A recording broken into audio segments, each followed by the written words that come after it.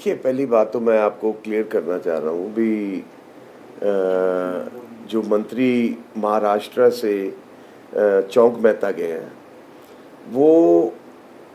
निजी एक बुलावे के ऊपर, क्योंकि जो हरनाम सिंह दुग्गा जी हैं, जो दुम्मा जी जो इस वक्त प्रधान है दमदमी टकसाल के, क्योंकि वो महाराष्ट्र जाते रहते हैं, उनका वहाँ जाना बना रहता है, तो आमंत्रण उन्होंने अपनी तरफ से उनको दिया, वो आ गए। और मैं समझता हूँ भी अगर उन्होंने कोई भी बयान दिया है तो उनका अपना व्यक्तिगत बयान है, ये किसी पार्टी लाइन से जोड़ के नहीं देखना चाहिए। क्योंकि अगर किसी को श्रद्धांजलि के ऊपर आप बुलाते हो तो वहाँ पर क्या बयान देंगे। तो उन्होंने अपना व्यक्तिगत बयान जो दिया वो भारतीय जनता पार्टी का। आप मुझे भैया बताएं, आप इस सवाल कर रहे हैं, आप इतने बड़े चैनल को देखते हैं, कहाँ देखा आपने भी हिंदू लोगों के बिजनेसमैन के ऊपर अगर कोई चोरी करेगा, अगर किसी काम में किसी की कोई मिली भुगत होगी, अगर सरकार के पैसे को कोई चूना लगाएगा, तो वो धर्म में कहाँ आ गया इसके बीच में? आप मुझे ये तो बताइए ना, इसमें धर्म का क्या मतलब है? अगर संजीव अरोड़ा जी के बयान के ऊपर अगर आगे केस को चलाया जा रहा है और जिन्हों के उनके नाम लिए होंगे उनके ऊपर कोई जांच हो रही है, तो इसमें धर्म कहाँ आ गया? कृपा के कारण पंजाब में धर्म को मत घुसोड़िए, और पंजाब अगर आराम से रह रहा है तो इसको धर्म की राजनीति के से जोड़ना, मैं समझता हूँ भी इससे दुर्लभ बात और नहीं हो सकती। जवाब तो बेहतर है, पंजाब की भारतीय जनता पार्टी है,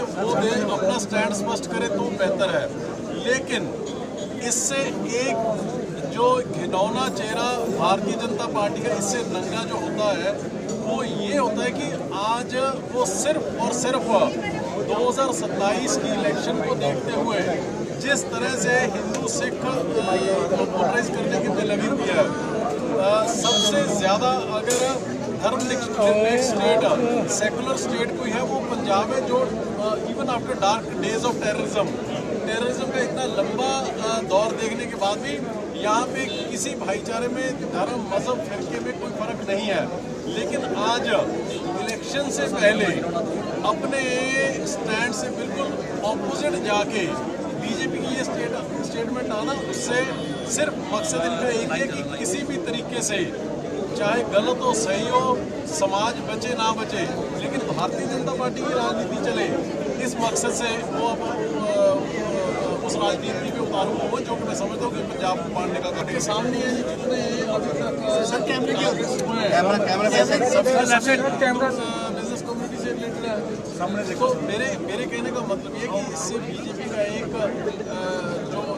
anti Hindu, anti business, anti व्यापारी, एंटी इंडस्ट्रियलिस्ट जो चेहरा है वो नंगा हुआ है। इनके हिसाब से भारतीय जनता पार्टी के हिसाब से देश में सिर्फ दो लोगों को ही भारतीय जनता पार्टी के हिसाब से, केंद्र सरकार के हिसाब से देश में सिर्फ दो लोगों को ही बिजनेस करने का अधिकार है, वो है अडानी और अंबानी। बाकी उनके हिसाब से किसी को बिजनेस करने का कोई अधिकार नहीं है।